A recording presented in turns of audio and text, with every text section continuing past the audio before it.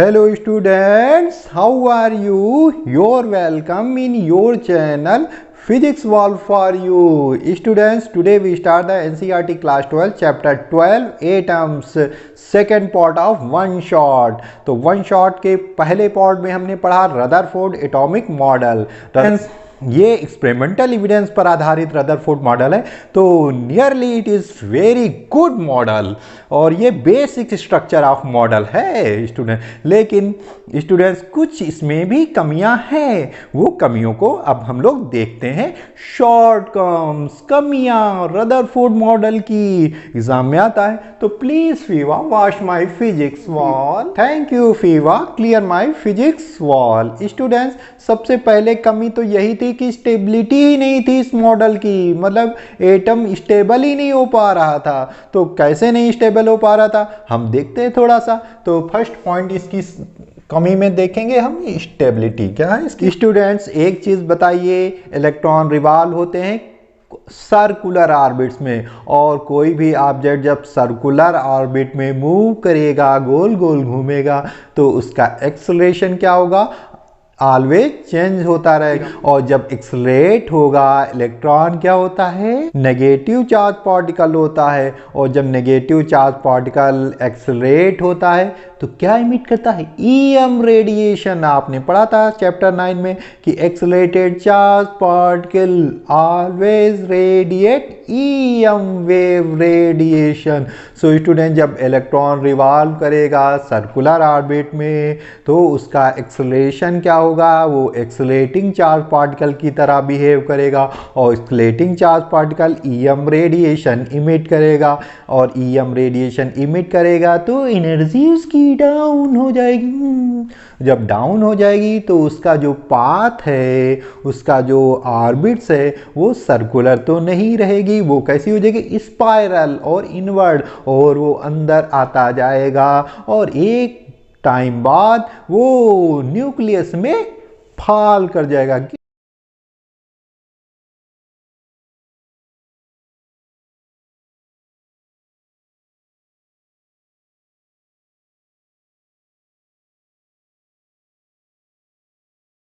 समझ में आया? जैसे एक ये न्यूक्लियस है और इलेक्ट्रॉन क्या होगा, यहाँ पर इलेक्ट्रॉन ऐसे ऐसे जाके ऐसे ऐसे कोलैप्स कर जाएगा, स्पाइरल होगा इसका path, spiral inward path.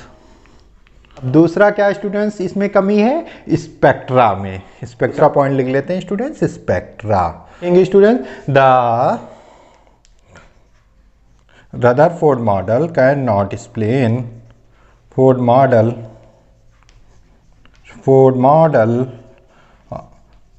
of an atom cannot explain discrete spectra and discrete spectra।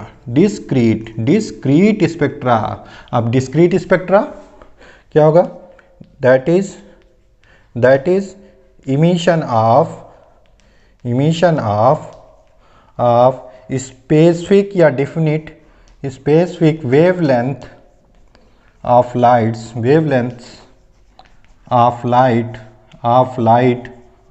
from the atom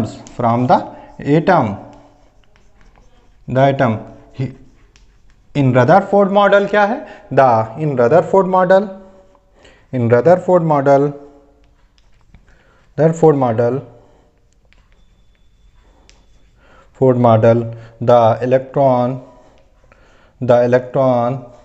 the revolving electron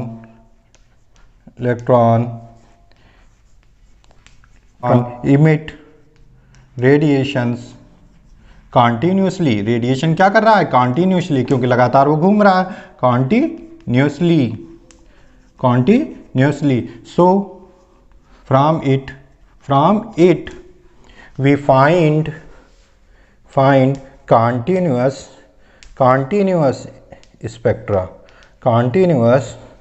spectra of an atom।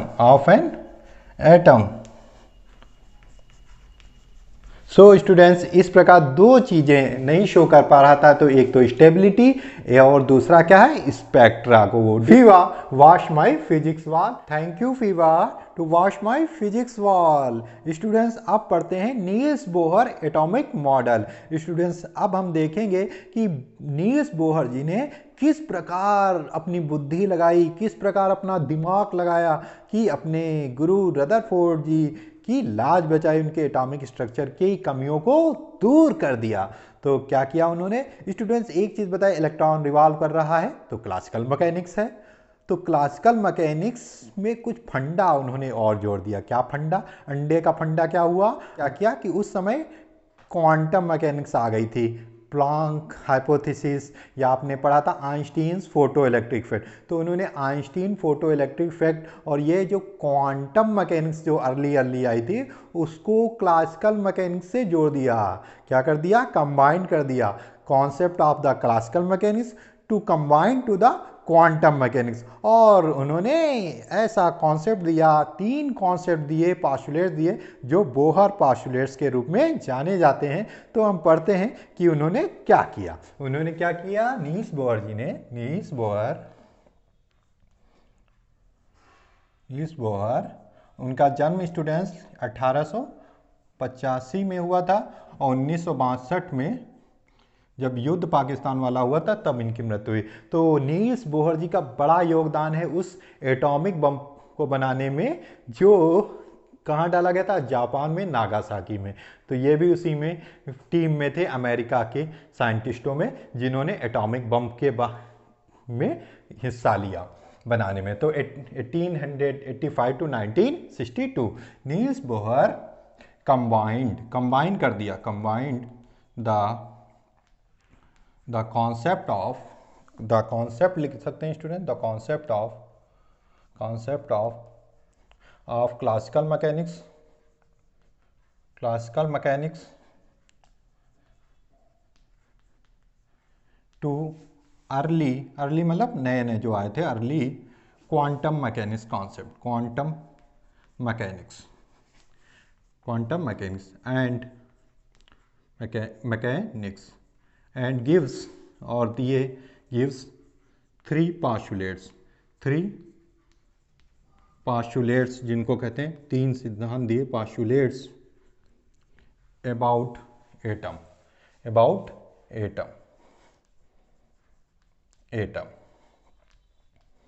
Structure. अब तीन पास्टुलेट्स क्या हैं? तो पहले फर्स्ट पास्टुलेट लिख लेते हैं। तो first postulate students, first Bohr's postulates.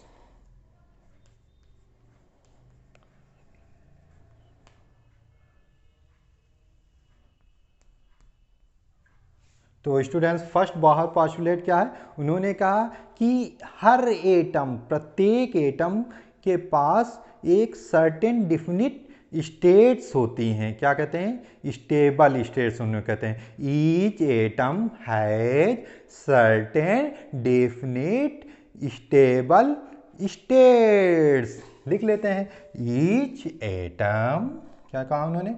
Each atom, प्रत्येक एटम, हैज माने रखता है, सर्टेन निश्चित, definite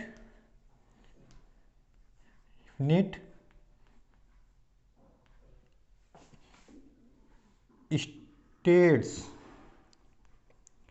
in which electron exist and revolve, exist मिलेगा आपको और रिवॉल्व करेगा, रिवॉल्व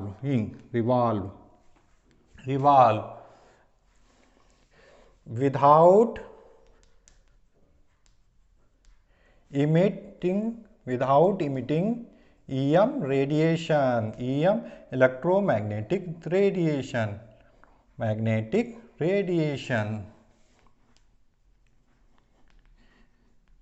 उन्होंने कहा कि हर एटम में सर्टेन डिफिनिट एनर्जी स्टेट्स होती हैं, एनर्जी स्टेट्स होती हैं जिनकी टोटल एनर्जी क्या होती है, डिफिनिट होती है, रेडिएशन। और इनमें ही इलेक्ट्रॉन पाया जाएगा और रिवॉल्व करता हुआ पाया जाएगा, और उस स्टेट में जब रिवॉल्व करेगा तो ईएम रेडिएशन नहीं निकालेगा। अब बात फंसी, कंट्रेटी तो है लेकिन उन्होंने कहा कुछ निश्चित स्टेट्स हैं। अब आगे वाले पोस्टुलेट में हम देखेंगे कि वो कौन सी स्टेट्स हैं। उनको कहा these states is called as, these states has certain total energy,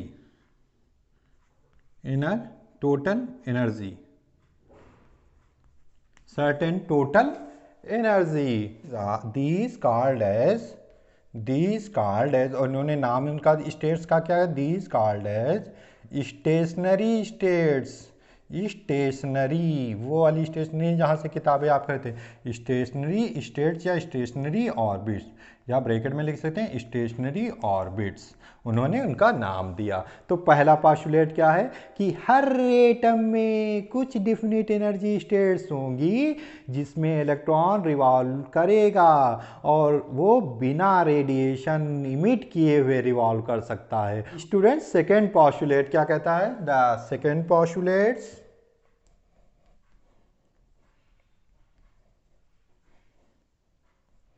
seconds Bohr postulates,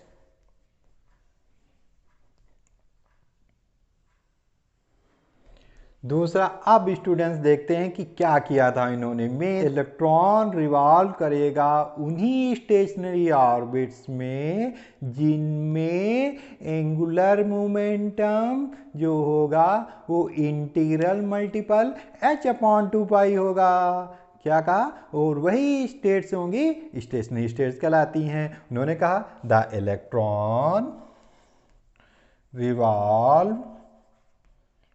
revolve only those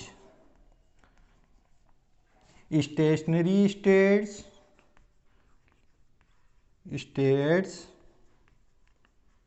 only those stationary states without radiating ना भी लिखें, स्टेशनरी स्टेट लिख दिया तो कुछ जरूरी नहीं लिखें, without radiating the electron revolve only those states without radiating in which, क्या लिखेंगे, in which the angular momentum, क्या, angular momentum of electron is equal to the, क्या होगा, equal to the integral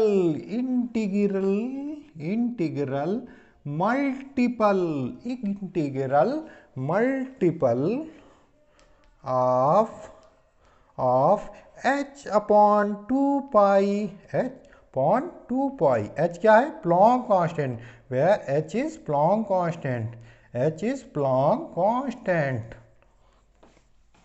constant, आपने पढ़ा है प्लॉन्क कांस्टेंट h। तो students उन्होंने क्या कहा, एंगुलर मोमेंटम कैसे लिखते हैं स्टूडेंट्स, L से डिनोट करते हैं। क्या होता है क्लासिकल, मतलब MVR, तो इधर क्लासिकल हो गया और उधर क्या कर दिया, चिपका दिया, किससे चिपका दिया, क्वांटम मैकेनिक्स से। क्या कहा, इंटीग्रल मतलब n और h/2π, ये स्टूडेंट दिया h/2π। तो इस प्रकार ही एंगुलर मोमेंटम का प्रूव किया, L बराबर MVR NH/2π। ये कह दिया उन्होंने कि वही स्टेट्स स्टेशनरी स्टेट्स हैं जिनमें एंगुलर मोमेंटम जो होगा इंटीग्रल मल्टीपल ऑफ h/2π होगा। तो स्टूडेंट्स कितने आसानी से उन्होंने क्लासिकल मैकेनिक्स को क्वांटम मैकेनिक्स को जोड़ दिया और रदरफोर्ड जी के मॉडल को वैलिडेट कर दिया। कमी को दूर कर दिया। अब तीसरा पॉइंट स्टूडेंट्स हम देखते हैं, स्पेक्ट्रा पर आते हैं। स्टेबिलिटी तो उन्होंने प्रूव कर दी। दूसरा था स्पेक्ट्रा नहीं शो हो पा रहा था, तो जब स्टेबिलिटी आ गई तो स्पेक्ट्रा भी आ जाएगा। स्टूडेंट जब डिफिनिट एनर्जी स्टेट्स हैं तो डिफिनिट एनर्जी स्टेट्स में ट्रांजिशन उन्होंने कहा और डिफिनिट स्पेसिफिक वेवलेंथ इमिशन होगा। कितना सिंपल बात है। तो ओके स्टूडेंट्स, कितनी सिंपल बात है। तो उन्होंने थर्ड पॉइंट जिसे कहते हैं Bohr postulate, third Bohr postulate से नाम दे देते हैं, थर्ड बोहर पास्टुलेट्स। तो जब इलेक्ट्रॉन हायर एनर्जी स्टेट से लोअर एनर्जी स्टेट्स में जाएगा तो एनर्जी का लॉस होगा। वो एनर्जी किस में चेंज होगी? फोटॉन में मिल जाएगी। तो लिख लीजिए क्या कहते हैं, इन्होंने कहा he said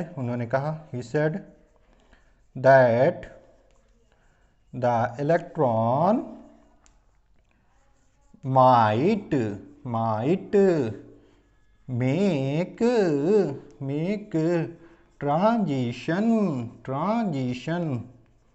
transition कर सकता है, transition from one stationary orbit से ही करेगा दूसरी स्टेशनरी ऑर्बिट में, from one stationary orbits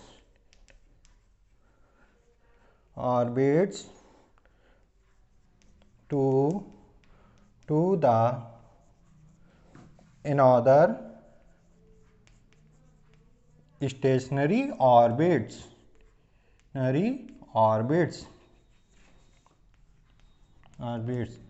when electron, अब फिर कहा उन्होंने, जब कहा when electron जंप कैसे कूदता है, क्या कूदता है? ट्रांजिशन, जंप लिखो या ट्रांजिशन लिखो, ट्रांजिशन लिख सकते हैं, जंप कह सकते हैं या transition. From higher energy states to lower energy states, higher energy state to lower energy state then it emits then, तब क्या करेगा? कूदेगा जब ऊपर एनर्जी स्टेट से, हाई एनर्जी स्टेट से तो लोअर एनर्जी स्टेट, तो अपनी एनर्जी को लूज कर देगा। क्या कहते हैं? Lose. Then lose own energy, अपनी एनर्जी को, into the form of photon, किसके फॉर्म में? To the form of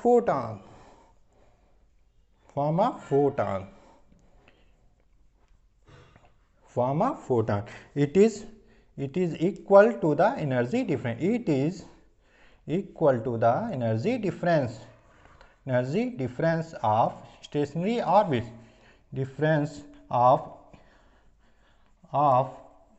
stationery orbits.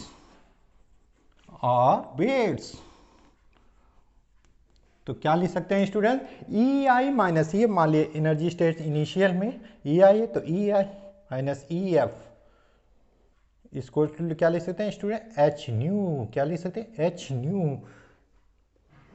और स्टूडेंट्स इसको ब्रैकेट में बंद कर देते हैं, थोड़ा सा अच्छा लगने लगेगा। तो ई आई माइनस ई एफ, ई आई मतलब initial. Students here E I is greater than, क्या लिखेंगे? E F